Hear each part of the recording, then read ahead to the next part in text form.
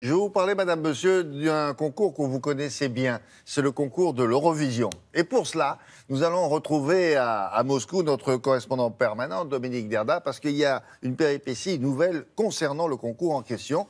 C'est un concours qui voit des pays, et vous le savez bien, vous qui y assistez chaque année, qui voit des pays voter systématiquement pour le voisin. Ou contre le voisin en fonction d'alliances politiques ou alors de vieilles querelles historiques qui n'ont rien à voir avec la chanson. Sauf que cette année, figurez-vous que les Russes vont être privés de ce concours. Pourquoi ? Comment ? Qu'est-ce qu'ils en pensent ? Voici les explications de Dominique. Bonjour Dominique.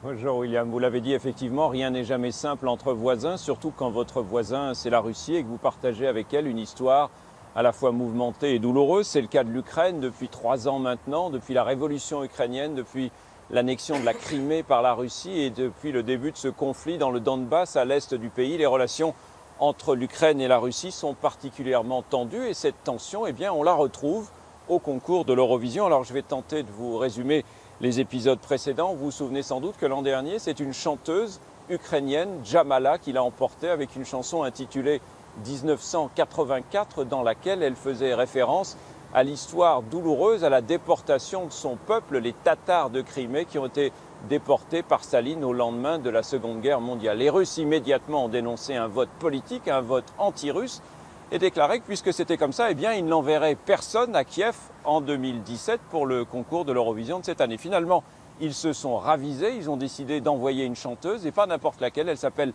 Yulia Samoylova, et elle est handicapée et en fauteuil roulant. Et la suite, eh bien, je vous propose de la regarder en images avec Volodya Sidorov.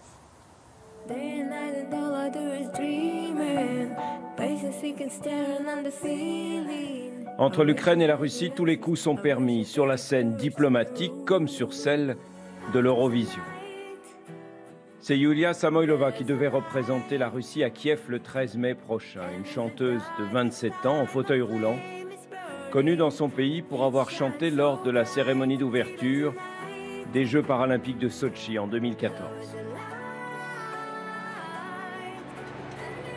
Mais voilà, à quelques semaines de la grande finale du concours de l'Eurovision, le ton est brusquement monté entre Kiev et Moscou. Les services de sécurité d'Ukraine ont interdit à la citoyenne russe Yulia Samoylova d'entrer sur le territoire ukrainien. Raison invoquée, un concert donné par la chanteuse il y a 2 ans en Crimée, la presqu'île ukrainienne annexée par la Russie. Une décision qu'approuvent la plupart des Ukrainiens qui soupçonnent les Russes de provocation. Je suis sûr que la Russie a fait exprès d'envoyer une handicapée à l'Eurovision pour apitoyer les gens. Ils savaient très bien que parce qu'elle s'était produite en Crimée, elle serait interdite de séjour chez nous. Ils l'ont fait exprès. Au siège de l'Eurovision en Suisse, on a bien tenté de trouver un compromis. Nous avons proposé un plan B selon lequel la chanteuse pourrait participer à l'émission par satellite, avec l'un de nos satellites, en direct depuis un autre pays européen, de façon à bien être présente lors du concours. Mais pour les Russes, pas question de reculer ni de changer de chanteuse ou de chanteur pour plaire aux Ukrainiens. Pour la première fois depuis bien des années, la Russie ne participera pas et ne retransmettra pas le concours de l'Eurovision. Quant à Yulia Samoylova, elle essaye de faire contre mauvaise fortune bon cœur. Ça me fait beaucoup de peine, parce que c'était mon rêve. Mais j'espère que tout n'est pas perdu et que l'occasion se présentera à nouveau. Ça m'est déjà arrivé plus d'une fois qu'on me dise non. Et plutôt que de m'abattre, ça m'a toujours motivée pour aller de l'avant.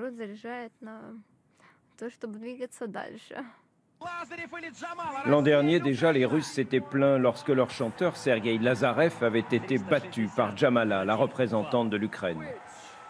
Ils avaient à l'époque dénoncé un vote politique et les choses depuis ne se sont pas arrangées. Alors, Dominique, juste pour terminer, c'est un concours qui est extrêmement populaire en Russie et dans tous les pays de l'Est d'ailleurs en général. Ils vont être déçus les Russes, non ?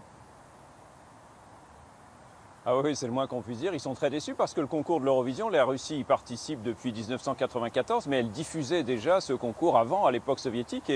Et pour les téléspectateurs, vous l'imaginez, c'était une fenêtre incomparable sur l'Occident. Alors depuis, évidemment, les choses ont changé, le rideau de fer est tombé, les Russes voyagent, ils ont accès au meilleur et au pire de la variété internationale, mais le concours de l'Eurovision, ça reste pour eux, comme beaucoup de pays de l'ex-bloc de l'Est, une façon de mesurer leur popularité réelle ou supposée, avec un succès assez limité, puisque la seule et unique victoire de la Russie, c'était en 2008 avec une chanson que tout le monde a oubliée depuis. Oui, ça arrive assez souvent, paraît-il. Merci beaucoup.